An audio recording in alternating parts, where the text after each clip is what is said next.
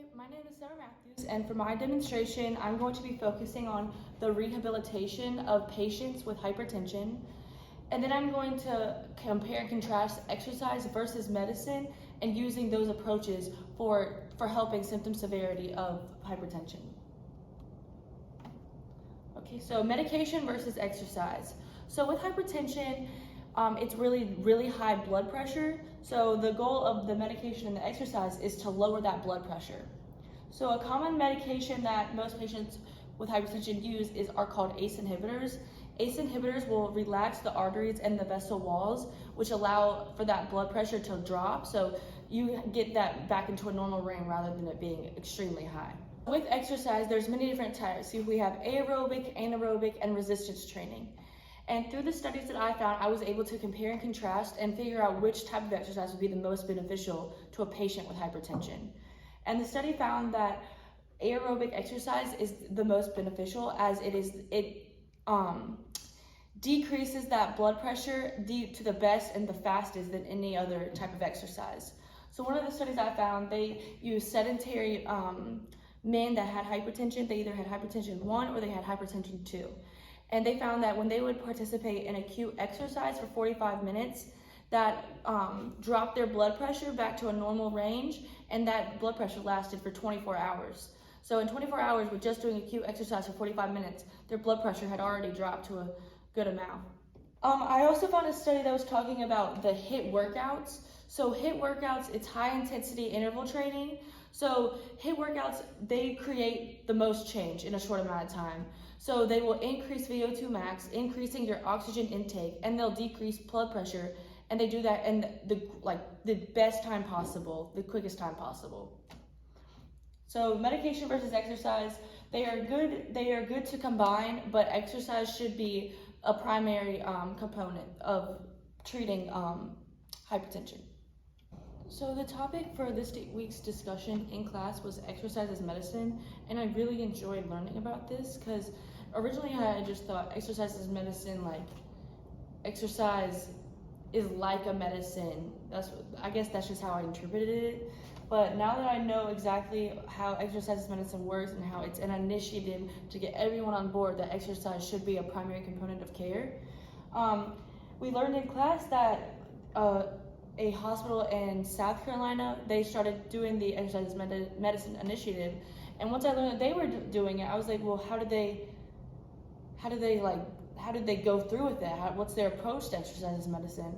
So Duke Hospital is actually where I'm from. So I'm from Durham, and Duke Hospital is located in Durham. So I thought, let's just see if they have exercise as medicine, and they also follow exercise as medicine. So I was really interested to see what their approach is to exercise as medicine, how they incorporate it into their care system. So Duke, they focus on diabetes, Parkinson's disease, and cancer. So those three are the very major chronic diseases that they have in their program. So with Parkinson's disease, their goal is to manage and reduce the symptoms of Parkinson's, and also to improve cognitive motor skills and work on mobility, your gait. So with all of these diseases, you meet with an exercise physiologist, and then you'll have an hour session. The exercise physiologist will go over health history, and then they also will bring in behavior as they talk about what types of exercise you enjoy, what types of exercise you don't enjoy, like how will they get you motivated to exercise. And then after that, they'll do a fitness test, and this will all take place within an hour. And which is cool about the cancer that I was learning about, cancer, they actually partner with Duke Cancer Institute, Supportive Care, and Survivorship. So through this program, they give free consultations with the exercise physiologist, so cancer patients will not have to pay for this their consultation. So since the facility that exercise as medicine is interacted with, they are a non-rehab center.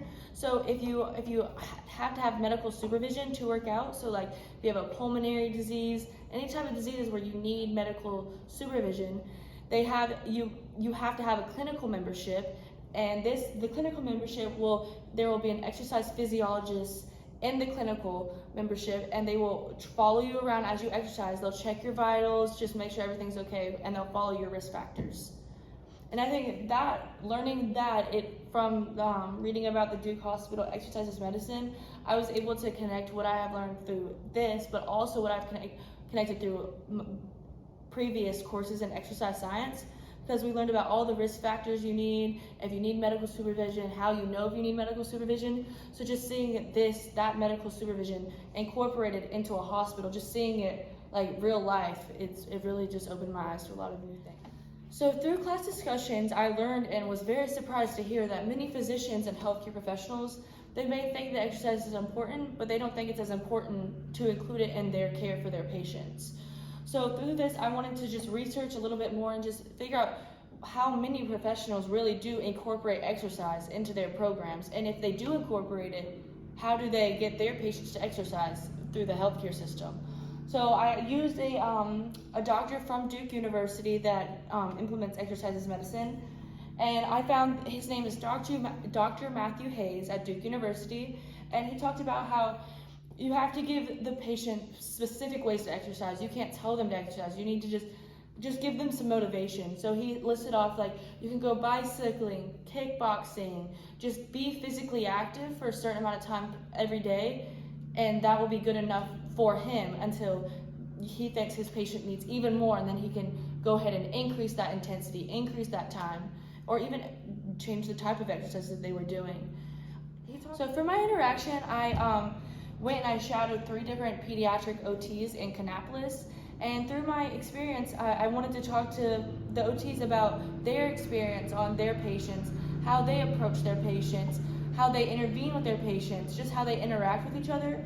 And I found that a lot of the OTs spoke about how many of their patients they have ADD and they have ADHD and they take medication for that. But then the OTs were talking about the negative effects of these medications, and that they lose appetite, they have a lack of energy. There's just so many negative effects to their medication.